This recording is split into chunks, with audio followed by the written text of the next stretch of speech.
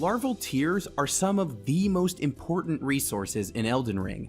They're limited, they let you respec your character, and they're not so easy to acquire. Some require winning tough battles, while others are hidden away in late game or side quest related areas. But fear not, we can help you track them all down with this guide. There are 18 altogether. So whether you're just double checking to make sure you've collected them all, or you're looking to rebuild your Tarnished before venturing into Shadow of the Erdtree, we've got you covered. First, we should elaborate on how larval tiers actually work. Consider this a refresher, or a complete explainer if you've picked up a few but haven't figured out what to do with them just yet. As mentioned before, larval tiers allow you to respec your character, but you can't just activate them from the inventory screen. First, you'll have to reach the Academy of Raya Lucaria and defeat the rune bearer Renala, Queen of the Full Moon. For most Elden Ring players, this will be the second legacy dungeon they explore, but of course Elden Ring is a non-linear game. In any case, once you do defeat Renala, she'll remain seated in her library. Simply speak to her and offer up a larval tier to start respecing, allowing you to redistribute any of the stat increases you've gained over the course of the game. If you don't go through with the changes, you can back out without actually spending the tier. You might have already earned your first one fairly early on. You don't need to defeat Renala to start acquiring larval tiers, but they of course can't be used until you do. The starting region of Limgrave has one larval tier for you to acquire. From the Ogheel Lake south side of Grace, take a few steps southeast to find this wandering noble with a sword. Take him out, then prepare for round 2, because he'll transform into a lesser rune bear after going down. This transforming enemy thing is a big part of this guide. Apparently, they also respec by completely transforming themselves. In any case, defeat the rune bear to get yourself a larval tier. Right next to the minor Erdtree in Limgrave is the Shifra River Well, and you can take the lift inside to head way down into the underground portion of the map. There's a merchant down here along the Shifra River, and you can reach him by climbing the wooden scaffolding and following the path into the lower aqueduct. He has one larval tier in stock, and it'll cost you 3,000 runes. Next up, Liurnia of the Lakes. The first larval tier is on a corpse at the village of the Albinaurics. Head to the settlement under the cliff face to find it at the graveyard right here. The next one comes from another disguised enemy. Start from the Boil Prawn Shack side of Grace and head northwest. Around the gazebo is a group of giant crayfish, and we want the one that's walking around. These things can be tough enough on their own, but once this one is defeated, it'll transform into a nasty grafted scion. Once you manage to take that thing down, it'll drop another tier. For the last two larval tiers here, you'll have to clear Caria Manor and defeat Royal Knight Loretta. This opens up the all-important Three Sisters area. There are some cliffs northeast of Celavis's Rise that you can drop down. Do so and follow the path to reach an upper section of the manor you couldn't get to before. Up here you'll find Pidia, a servant of the manor. He sells a single larval tier for 3,000 runes. If he happens to be dead when you get there, don't worry. Just grab the bell bearing from his corpse and give it to the twin maiden husks at Round Table Hold to make the same tier available in their stock.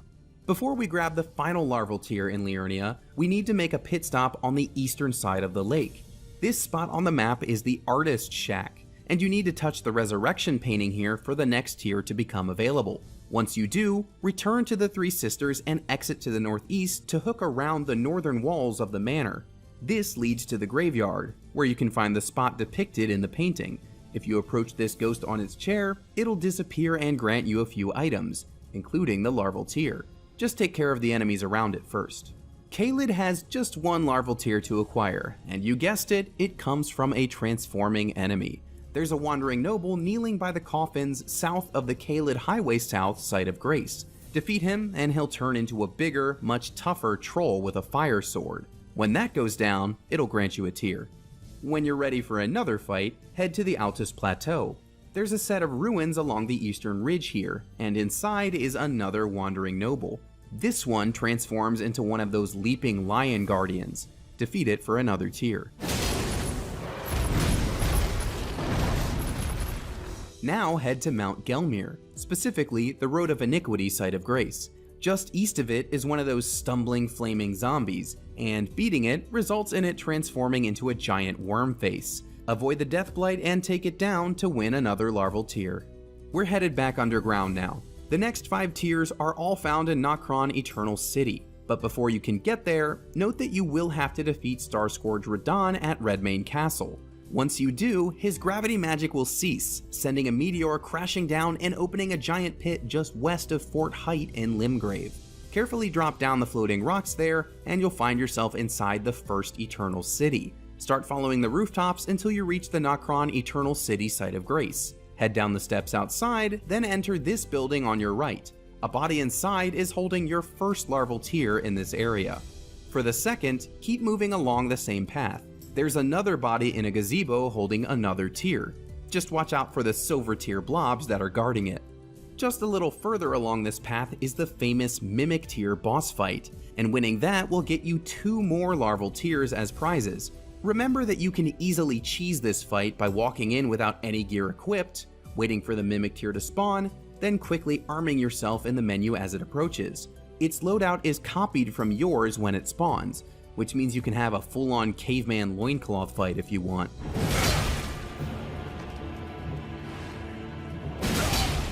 As you continue through Nokron, you can descend into an area full of silver tiers known as Night's Sacred Ground.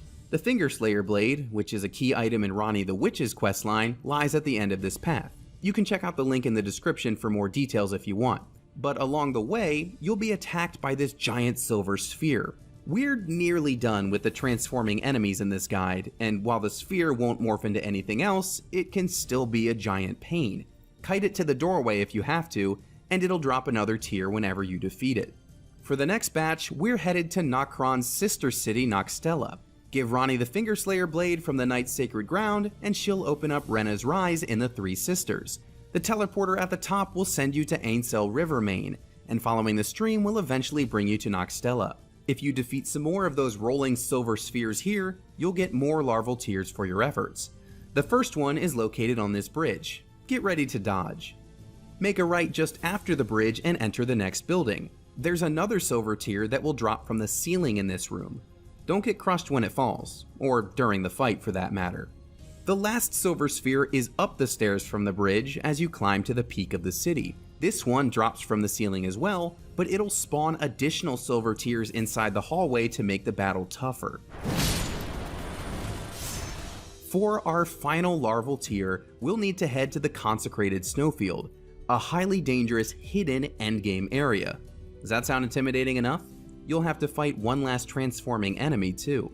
Step 1, you'll need to proceed through the game until you can access the mountaintops of the Giants via the Grand Lift of Rold. You can do so after reaching Leyndell Royal Capital and defeating Morgoth the Omen King. Hoisting the Rold Medallion activates the lift, but there's also a second secret medallion you can use to reach the snowfield. For the first half of the medallion, head to the village of the Albinaurics, where we found a Larval tier earlier. Up on this hill is one of the villagers disguised as a pot. One simple attack will break the illusion and reveal an old man named Albus. Talk to him, and you'll receive one half of the Hollig Tree's secret medallion. For the other half, you will actually need to take the Grand Lift of Rold to the mountaintops of the Giants. At the northern edge of this region is Castle Sol, which is a particularly challenging mini-dungeon. What's more, it ends with a fight against Commander Nile, who's one of the most infamous non-demigod bosses in the game.